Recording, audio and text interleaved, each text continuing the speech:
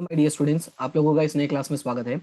आज की हम अपनी इस नए क्लास में हम स्टार्ट करने वाले चैप्टर नंबर 3 नॉर्मल डिस्ट्रीब्यूशन।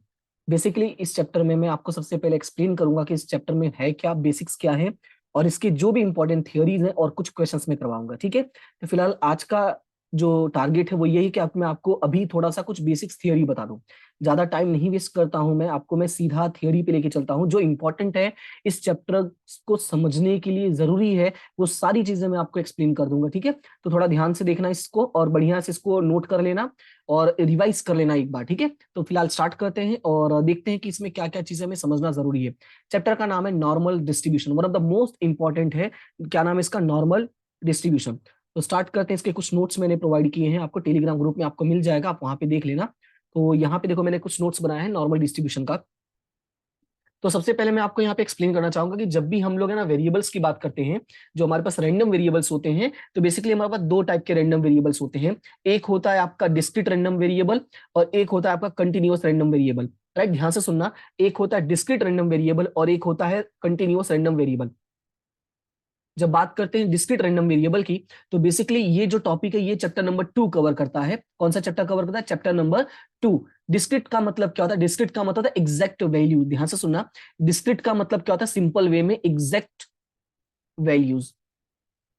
अब बोलोगे सर एग्जैक्ट वैल्यूज का मतलब क्या होता है? तो एग्जैक्ट वैल्यूज का मतलब होता है जैसे यहाँ पे एग्जांपल में मैंने लिखा, एग्जांपल में लिखा हुआ है कि x इज इक्वल टू 2 3 4। जब भी कोई आपका वैल्यूज है, मतलब जो भी आपका आपने यहाँ पे कैलकुलेशंस किए हो या जो भी इंफॉर्मेशन कलेक्ट किए हो, अगर किसी भी इंफॉर्मेशन में अगर आपको ऐसा लगता है कि आपने जो वेरिएबल्स लिया है वो वेरिएबल्स जो एग्जैक्टली कोई वैल्यू लेके चल रहे हैं, लाइक जैसे 2 3 4, तो इट मीन्स कि वो कौन सा हो जाएगा? डिस्क्रीट रैंडम वेरिएबल हो जाएगा। और जो डिस्क्रीट रैंडम वेरिएबल है वो हमने कौन से चैप्टर में स्टडी किया? चैप्टर नंबर 2 में स्टडी किया हुआ है। और जो चैप्टर नंबर 2 है उसी का नाम है डिस्क्रीट प्रोबेबिलिटी डिस्ट्रीब्यूशन। क्या नाम है? Discrete probability distribution. राइट, अब मैंने कहा कि दो है, एक डिस्क्रीट एक कंटिन्यूअस है। तो जो कंटिन्यूअस वेरिएबल होता है, ध्यान से सुनना, जो कंटिन्यूअस रैंडम वेरिएबल होता है बेसिकली उसका जो प्रोबेबिलिटी डिस्ट्रीब्यूशन पढ़ना होता है वो उसको हम क्या बोलते हैं? उसको बोलते हैं नॉर्मल डिस्ट्रीब्यूशन। यानी एक मार्क्स का तो यहाँ पे कवर हो गया कि जो नॉर्मल डिस्ट्रीब्यूशन है वो कौन सी चीज को फॉलो करता है। तो याद रखना है ये फॉलो करता है कंटिन्यूअस रैंडम वेरिएबल। एमसीक्यूज में काफी बार पूछा गया क्वेश्चन है कि जो आपका नॉर्मल डिस्ट्रीब्यूशन है या डिस्क्रीट प्रोबेबिलिटी डिस्ट्रीब्यूशन है ये कौन सी इंफॉर्मेशन को फॉलो करता है। तो अगर डिस्क्रीट वाला आएगा तो, या नॉर्मल जो हमारा सेकंड चैप्टर है डिस्क्रीट प्रोबेबिलिटी डिस्ट्रीब्यूशन का, तो वो याद रखना है कि डिस्क्रीट रैंडम वेरिएबल। और अगर नॉर्मल डिस्ट्रीब्यूशन का पूछेगा तो वो हो जाएगा continuous normal continuous random variable. ये फर्स्ट इन्फॉर्मेशन हो गया। उसके बाद मैं अगर आगे एक्सप्लेन करता हूं तो ध्यान से सुनना। होता क्या है कि हमारे पास जो भी रैंडम वेरिएबल्स होते हैं, जैसे मैंने बोला ना कि आप कोई भी एक्सपेरिमेंट कर रहे हो, उस एक्सपेरिमेंट में आपके पास क्या है? एक रैंडम वेरिएबल है और उस रैंडम वेरिएबल को मैंने यहाँ पे क्या लिख दिया हुआ है? एक्स। ध्यान से सुना, ठीक है?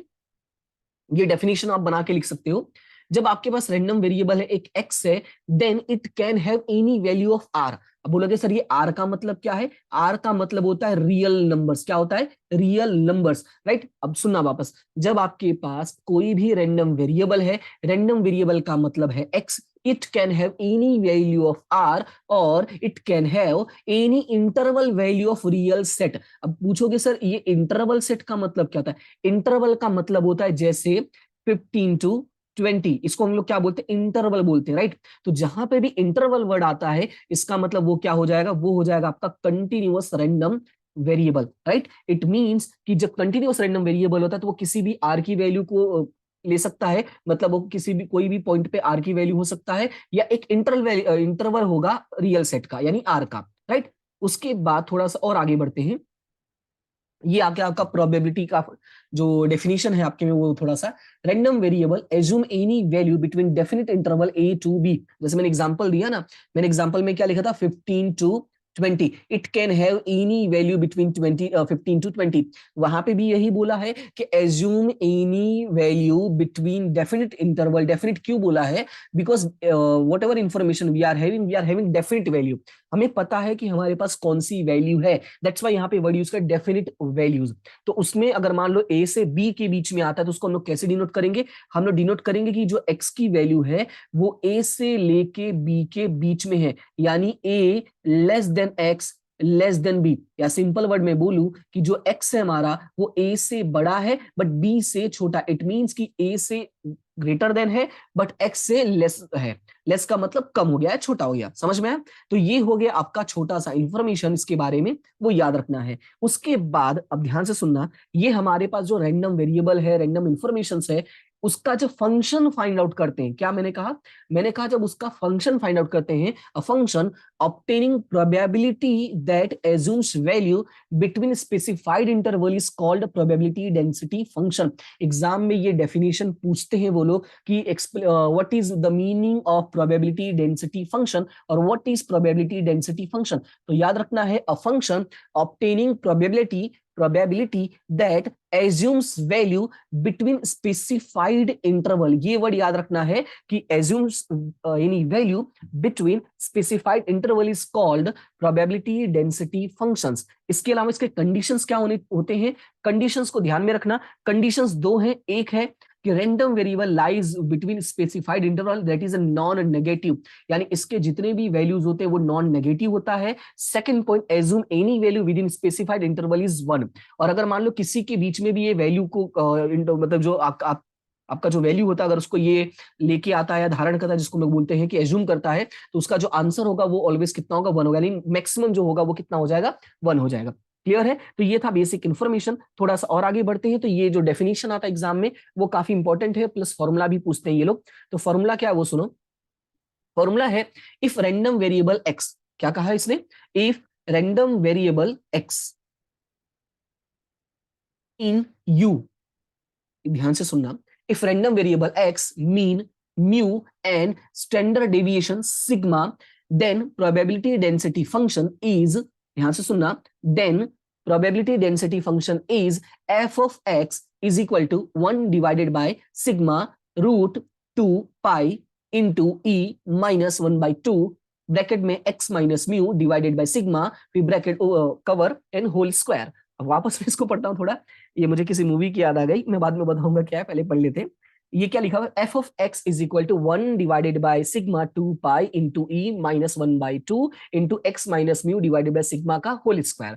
ये अगर ऐसा सॉल्व करते हो, जब आपके पास कोई रैंडम वेरिएबल है एक्स और उस रैंडम वेरिएबल एक्स का मीन जो है म्यू है और स्टैंडर्ड डिविएशन सिग्मा है, ध्यान से सुनना, if you are having any random variable X and its mean is mu and standard deviation is sigma, then the probability density function is F of X is equal to 1 divided by sigma 2 pi into E minus 1 by 2 X minus mu divided by sigma का whole square। in that case that random variable x, ध्यान से सुना, in that case the random variable x is known as a normal random variable and the value of f of x is known as the probability density function of random variable। यानी ये पूरा का पूरा copy paste कर देना, बस याद रखना है probability density function।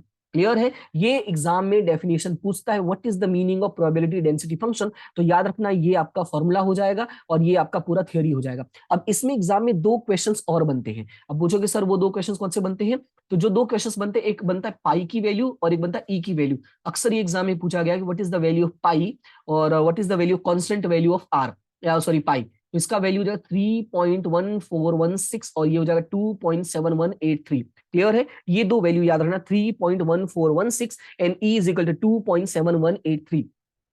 क्लियर है? अब बात करते हैं स्टैंडर्ड नॉर्मल वेरिएबल। अब होगा क्या स्टैंडर्ड नॉर्मल वेरिएबल का, इसमें ये होगा कि रैंडम वेरिएबल एक्स से हमारे पास, ध्यान से सुनना, रैंडम वेरिएबल, अच्छा ये वाला कौन सा वेरिएबल था, ये probability density function standard deviation था, नॉर्मल रैंडम वेरिएबल था। और यहाँ पे कौन सा स्टैंडर्ड नॉर्मल वेरिएबल, यहाँ पे नॉर्मल वेरिएबल है और यहाँ पे कौन सा हो जाएगा स्टैंडर्ड नॉर्मल वेरिएबल, राइट। अब स्टैंडर्ड नॉर्मल वेरिएबल में क्या होता है, if you are having random normal variable X and mu mean is mu and standard deviation is sigma, then random variable will be z is equal to x minus mu divided by sigma is equal to standard normal random variable। याद रखना है हमारे पास जो भी x होता है उसका हमारे पास एक mu होता है और एक सिग्मा होता है, उसको हम लोग कन्वर्ट किस में कर देते हैं, उसको हम लोग कन्वर्ट कर देते हैं z में।